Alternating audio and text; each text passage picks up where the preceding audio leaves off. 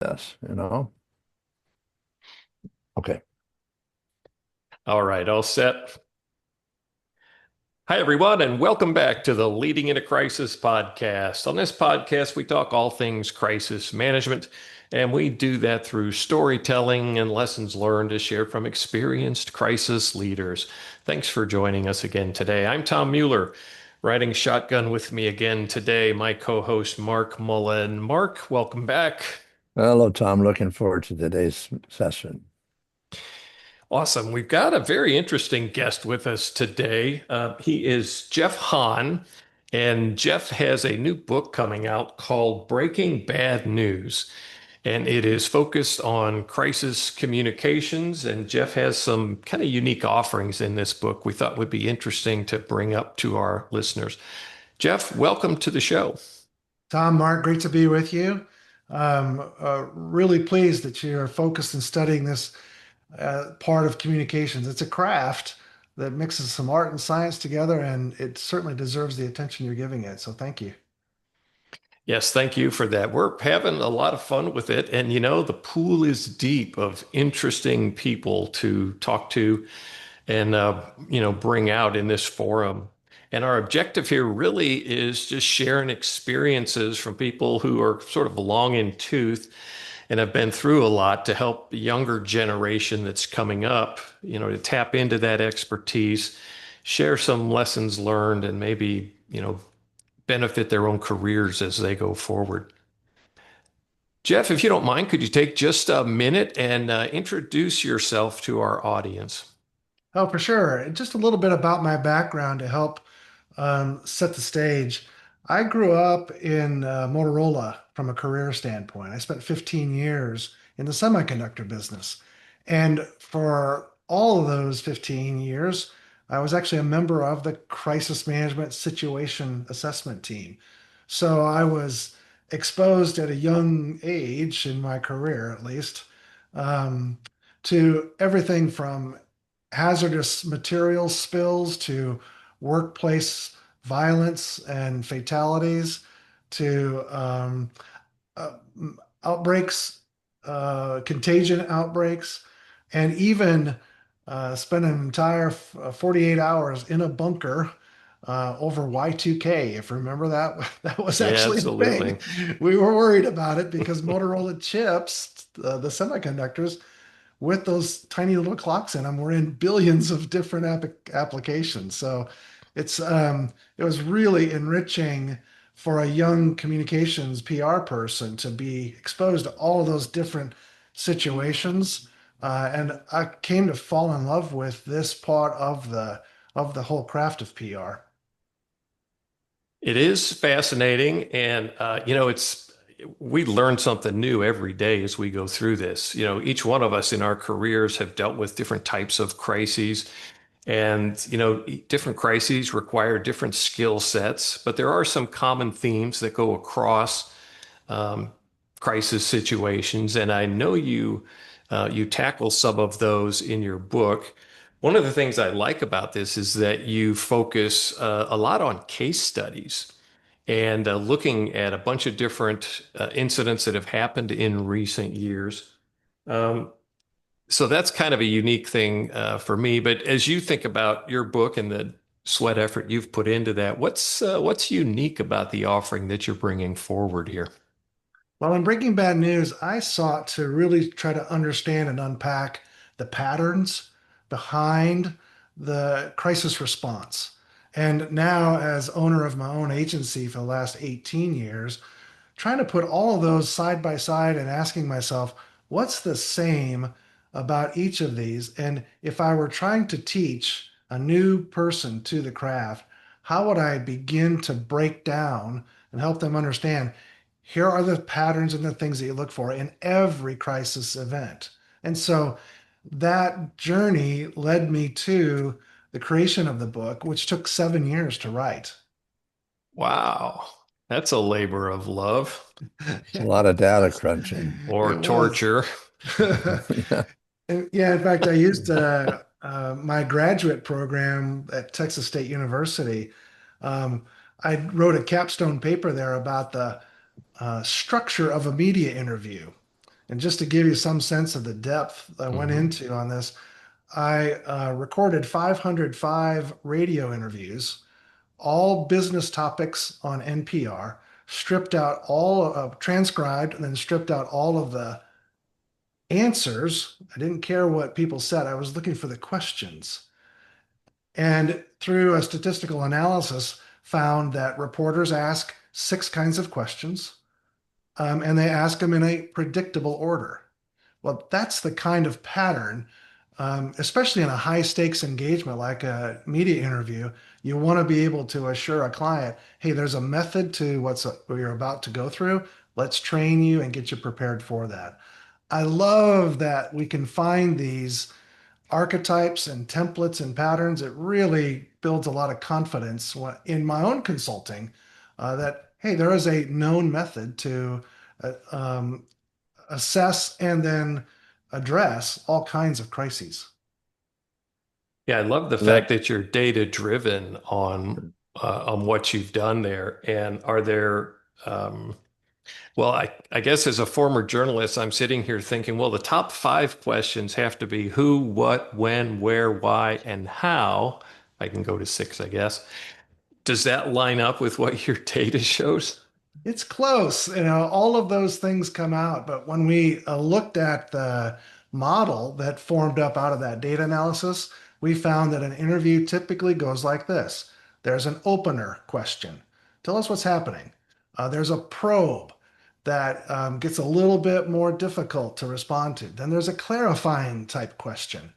From there, the questions really kind of veer into different directions, but you can almost always expect a reporter to use a phrase like, many people are saying that this is true or that's not true. What do you say? That's a proxy question. Then you're going to get a hypothetical and then a wrap up. And almost always, you're going to get is there anything else you would like to add? And that question, by the way, is the one where I've had to coach a lot of my clients over the years through. I said, please do not miss the chance to nail the end.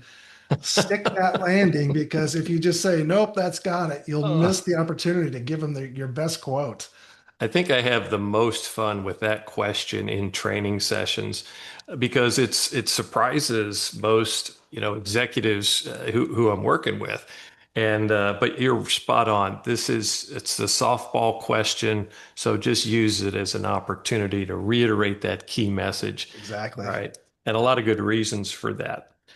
So Great. that pattern of a media interview goes all the way back through the book as I think about, well, what's the pattern behind the creation of a rapid response team? What are the roles that ought to be repeated? What's the pattern behind messaging? What about then messengers? Is there a pattern or a method? Then, of course, what about the outreach itself? I complete it by calling that the method. So the model really shapes up as a 3M: message, messenger, and method. oh. Kind of easy to learn, and it takes some of the mystery out of this craft called crises. So what you're talking about explains why it always seems like the same things break in a response.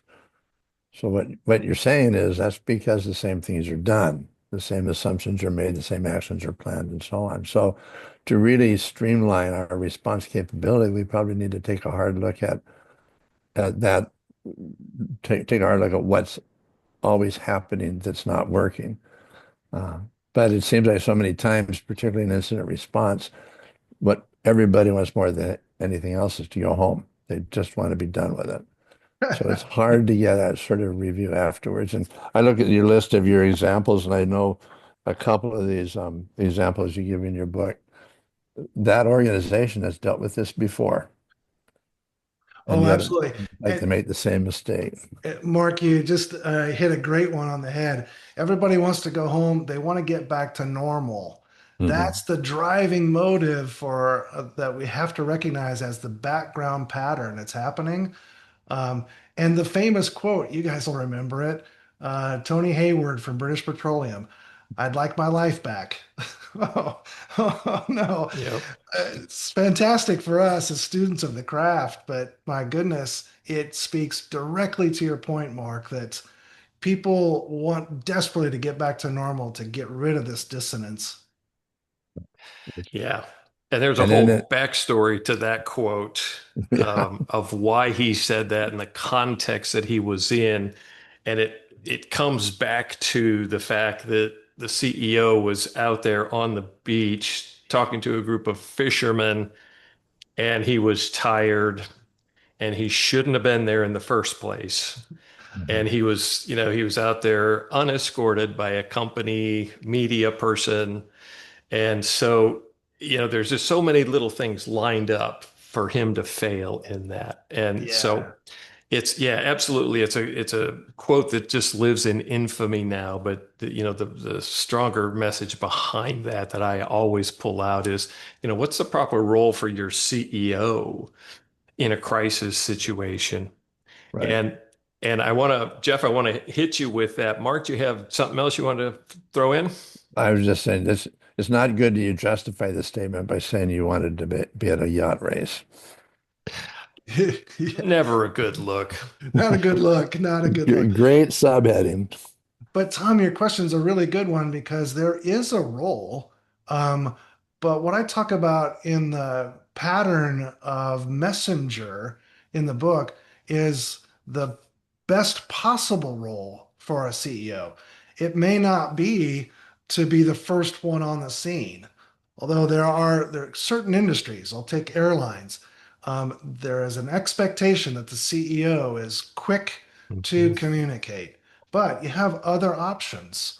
And what I found in exploring each of the three M's, message, messenger, method of delivery, is there's options in every one of these cases. And I think that depending on the type of crisis that you're faced with, you can choose a communications person, a subject matter expert.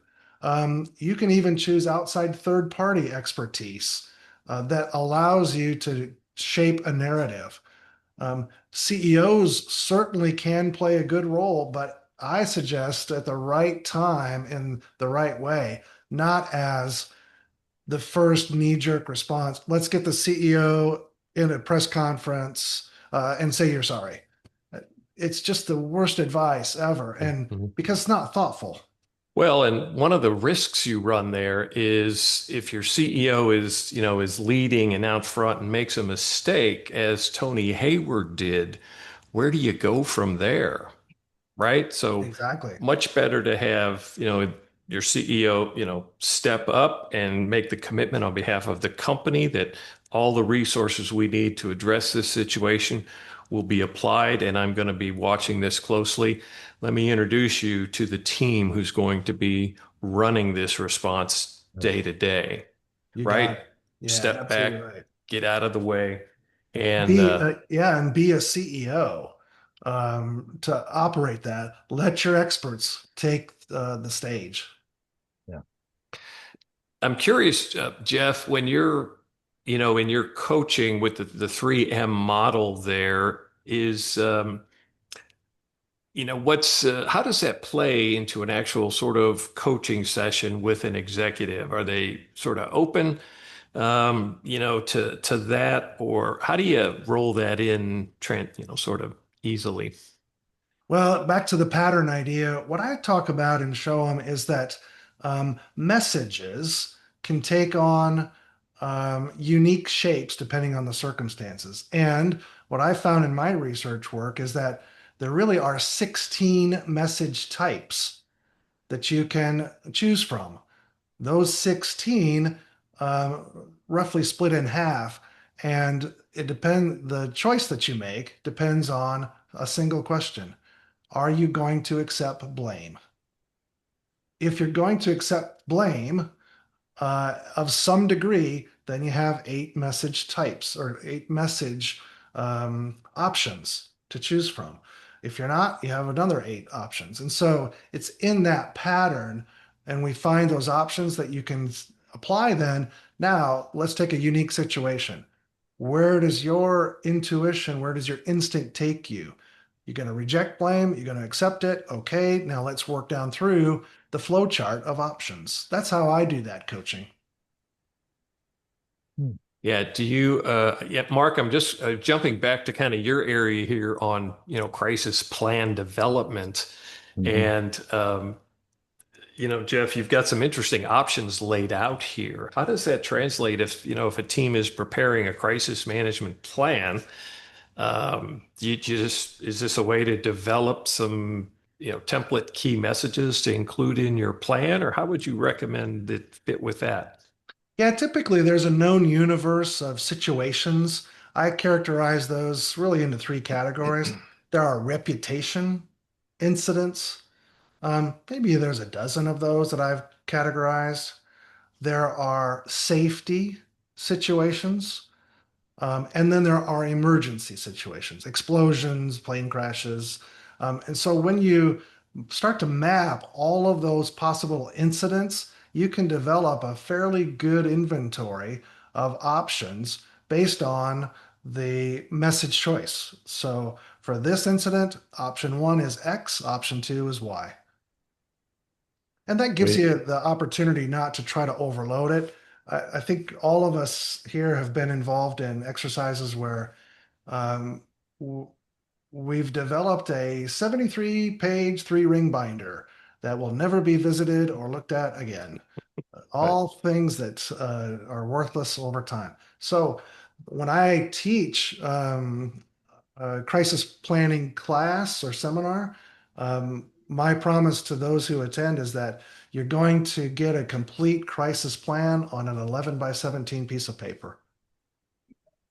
Wow. Okay. Sure. That's impressive. Yeah.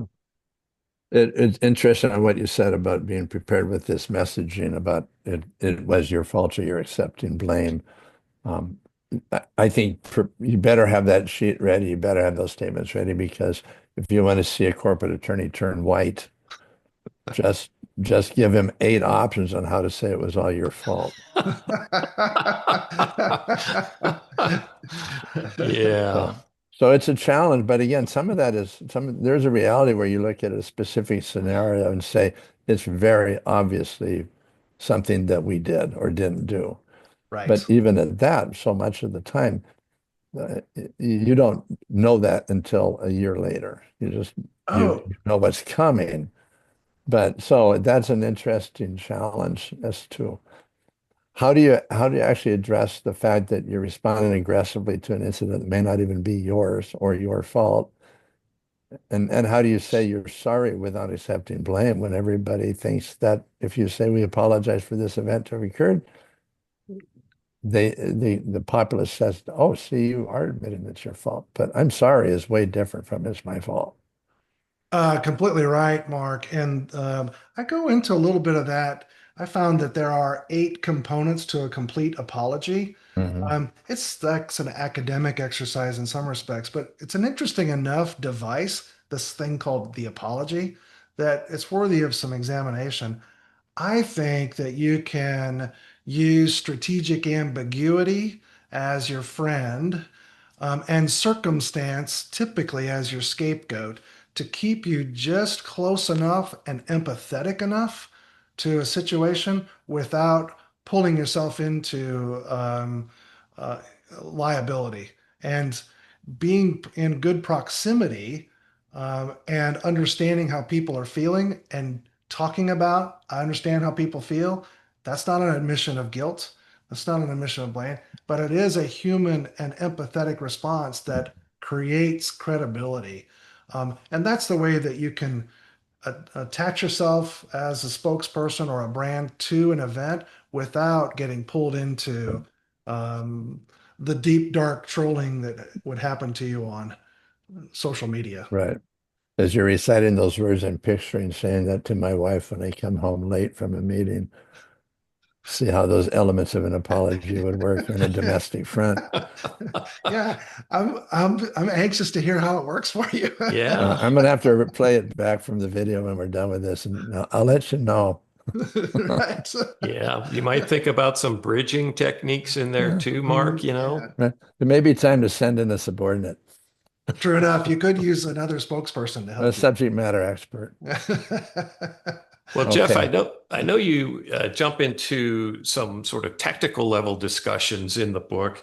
I'm curious about kind of two areas that you talk about. One is the makeup of a rapid response team, Mhm.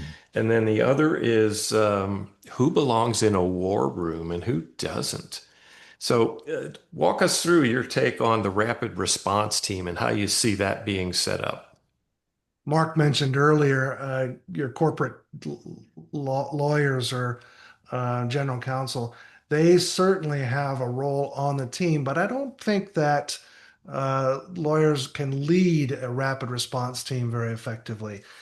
They're trained in argumentation, and they're also trained in creating as little liability as possible. So their default is to no comment Mhm. oftentimes, or we'll have something to say once we get to court.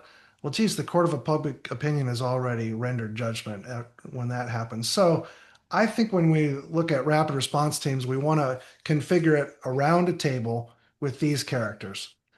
Certainly legal counsel's there, but on the side of the table. At the end of the table is what I refer to as the chief decision maker. Kind of recalling what we just talked about, oftentimes people assume that's the CEO. Maybe not. Maybe there's a better executive who works better in this situation. And, it's going to be a situation at any given time where Murphy's Law takes over. Of course, it should be this person, but they're hiking in the Himalayas. Mhm. So on the other end of the table, you need a deputy chief decision maker, someone who can um, approve communications, can muster additional subject matter experts around the table as needed. So those are the anchors of the team: chief decision maker, deputy chief decision maker. So, Around the other parts of the table, you have rapid response team coordinator, someone who can really keep track. This is a person who's fantastic at project managing and sorting and prioritizing. You need that person to help you keep track of all the different ideas and situations flying around. Then, of course, your communications manager. And I think there's two roles to play when it comes to comms. The senior communications manager really has to take the viewpoint, has to put her or his eyes in the minds of the audience. What are stakeholders thinking? How are they feeling? That's a different kind of exercise than the other communications person who's, okay, I got to go set up a corral for the press and manage that situation. So I like those kinds of roles for communications. Then, of course, you've got your subject matter experts as needed. That might be HR, IT, if it's a cyber attack, facilities. I did a lot of consulting for a university for several years, and transportation was always at the table. And so you'll find those subject matter experts as the situation warrants, but that's generally the makeup. I count that as 8 people maximum to really facilitate rapid decision making. and with that war room you're describing is specifically for communications. That's not the Correct. physical response. So how do you Yes. integrate with the physical response and the decisions they're making in that other room? Yeah, good distinction, Mark, because there's incident management or crisis management, and there's crisis communication. Mhm. So, what I just described was the comms part of it. Mhm. Deputy decision maker is often the person who's integrated and connected to incident response and bringing new information in. Of course, when crises get rolling and really start to bloom, your communications people are going to be tracking social media and the narratives that are being set into place through those channels. So everybody's going to probably have some inputs around the table. And of course, everyone has a phone, so they're going to be getting lots of text too. Managing that is that's a discipline. It takes some practice. Yeah, Jeff, the other follow-up there was about the war room. So similar concept here with the rapid response team and the war room. Again, we're talking about a war room for the communications side of the Right. response. Yeah, what's your recommendations there? Well, in my experience, and I've been in a dozen or more war rooms where we were in a live situation. Um, One of the things I could say, along with those characters or those seats around the table, that you do have to be careful of is not to overload it. Um, you can overload a war room with lawyers. And I have seen that have a really deleterious effect on decision making because they are voicing all the things that could go wrong rather than leaders. I had one experience where it was a gas company. They had a leak occur in one of their lines. The that leak developed into a gas bubble underneath the home. It blew the home up when a light switch came on. There were two fatalities and, of course, damage to other structures around that little neighborhood. Um, and in the war room were five attorneys, but it was the senior communications leader who finally said, "How much more of a check will we write if we actually act like we're human?" And in Hmm. that moment, those lawyers stepped back away from the table and said, "It won't be any difference, or it'll be very little difference." So, okay, let's be human, and that created the opportunity then to say, how are we as high integrity individuals expected to react here? It's one of those really interesting times when there was an overload and very smart comment helped bring balance to it. So I think as you load your war rooms up, there are those who are experienced enough to know their roles, when to contribute and when to listen. Also takes practice because you're going to have people with strong opinions who all of a sudden want to say, well, we should do this. That's not a good deliberation. You got to really think about it from all of the experts around the table. Seems like a lot of times when we walk into a response, which by definition is unexpected, what you need to address the core reason why you're there. And a lot of times we forget that our core reason is not to get back to normal.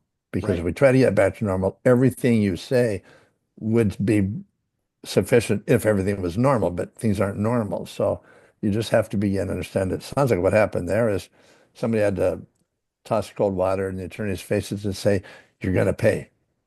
So Yeah. now, how do we protect the reputation of the organization while you do your lawyer stuff? And just step back and let the communicators handle it. But I've seen that a lot. To me, a lot of times when the initial statements, if you form unified command, all the initial statements sound so good and so noble, but what they should be saying is this is bad, and we're Yeah. doing the best we can to stop it. And there's nobody else that can be in this room that could do better than the people we have here, or something like that. I love what you said, Mark, and I think is exactly right. This people are so desperate to get back to normal. They'll even say things in a war room like, "How do we make this go away?" Which that is an expression of a dream. Mhm. It's not real. We have to walk through these one step at a time Yeah. and not get too far ahead of ourselves. Staying Yeah, in the present is a really that's a hard to develop skill. yeah. Well, if you want to get now, I have a hurricane. You have to go through the hurricane. Absolutely right. Yeah. Well, Jeff, I just have one more question for you. Can you guess what that question might be? It, nope, I'm ready to go. Anything else you'd like to add? I just want to get out of here. Yeah. Uh, I think I appreciate it very much, and it's fun to spend time with you all to think through these hidden patterns. I always believe that when it comes to crises, good judgment and high integrity are really the hidden variables that we depend on so much, but we should appreciate more often. And what I coach my clients on is that options are better than answers. We don't have all the information to get everything exactly right. Let's use our message options, our messenger options, and our method of delivery options in a smart combination to move through one step at a time. All right, Jeff, thanks so much for taking a little bit of time to chat with us about this. Very interesting conversation, and we very much appreciate your time today. It's been my pleasure, guys. Great to talk to you. Listen, Jeff. And that's going to do it for this episode of the Leading in a Crisis podcast. Thanks again for joining us. If you'd like to reach out to the show, then drop me an email at tom@leadinginacrisis.com. And we will see you again soon on another episode. Take care.